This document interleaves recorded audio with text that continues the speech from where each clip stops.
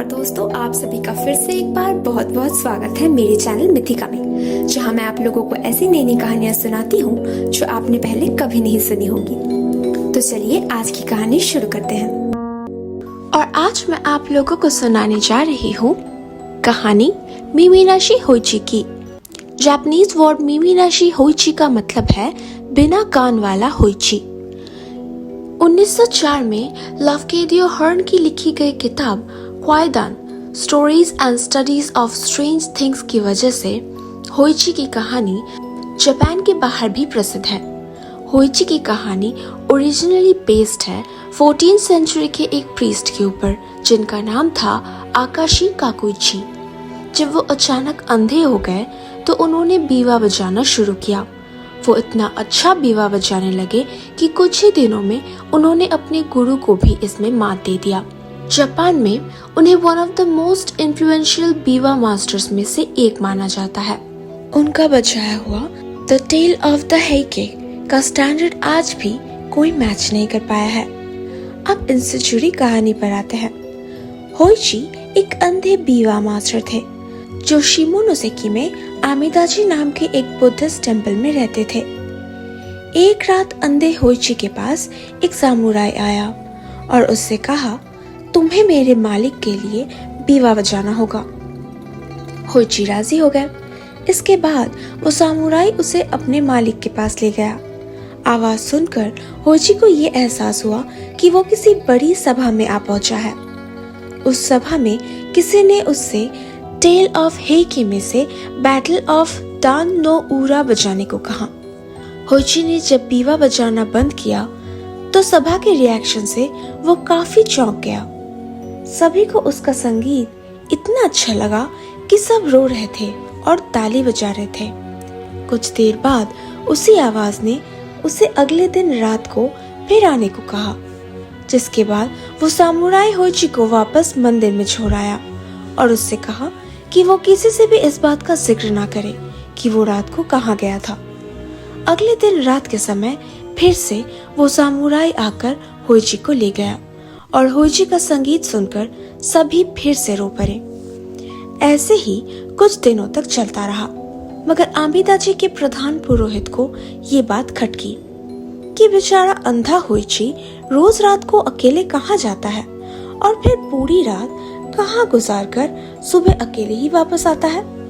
जब उन्होंने होइची से इस बारे में पूछा तो होइची ने इस बारे में बात करने से साफ मना कर दिया।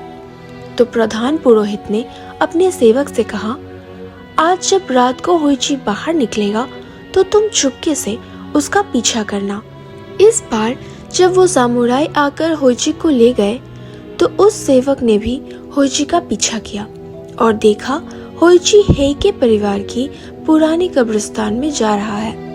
वहां जाकर वो सम्राट आंटोक के कब्र के सामने बैठ गए और बीवा बजाने लगे। जैसे ही चारों ओर संगीत गूंज उठी, हर कब्र में से एक आंख का गोला निकल आया और होइची को घेर कर उसके चारों तरफ घूमने लगा। ये सब देखकर वो सेवक डर गया। उसे ये एहसास हुआ कि होइची किसी बड़ी मुसीबत में है। उसने तुरंत होइची को वहां से उठा लिया और वहां से भागकर सीधे मंदिर आ पहुंचा और प्रधान पुरोहित को सब बताया। इसके बाद प्रधान पुरोहित ने होइची को समझाया कि जिन लोगों के पास जाकर होइची रात को बीवा बजाते हैं वो दरअसल इंसान है ही नहीं बल्कि आत्मा है, बैटल ऑफ डान नो उरा में मरे हुए लोगों की। वो सिर्फ उनका संगीत सुनकर ही चुप नहीं बैठेंगे बल्कि उनको मारकर उनकी आत्मा को अपने मनोरंजन के लिए कैद करके रख लेंगे। होइची को बचाने के लिए प्रधान पुरोहित ने उनके पूरे शरीर में बुद्धा के सूत्रों को लिख दिया और होइची से कहा, इन पवित्र सूत्रों की वजह से वो तुम्हें देख नहीं पाएंगे पर सुन जरूर पाएंगे, इसीलिए कुछ भी हो जाए तुम बिल्कुल चुप रहना।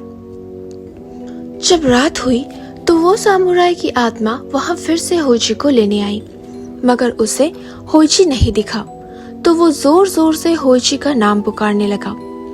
सामुराई ने पूछा, तुम जवाब क्यों नहीं देते होइची?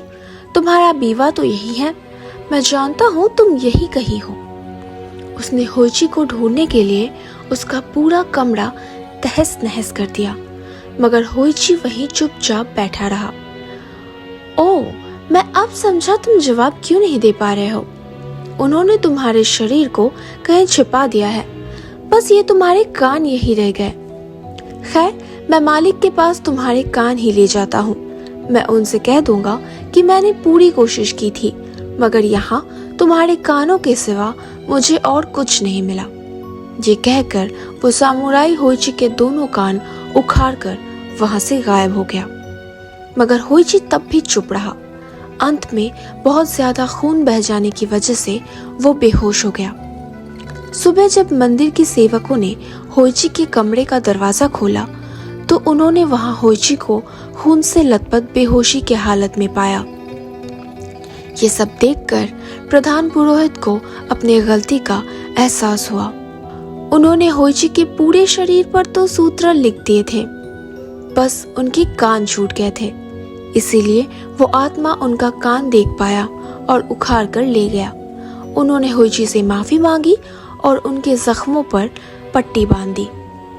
इस घटना के बाद वो सामुराई की आत्मा वहां फिर कभी वापस नहीं आई और होइची की कहानी इतना ज्यादा लोगों में फैल गई कि वो पहले से भी ज्यादा प्रसिद्ध हो गए।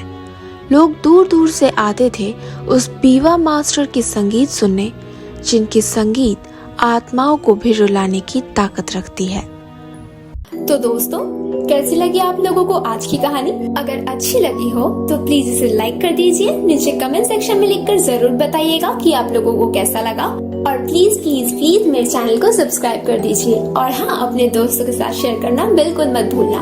मैं आप लोगों से मिलूंगी अगले हफ्ते एक और नई कहानी के साथ।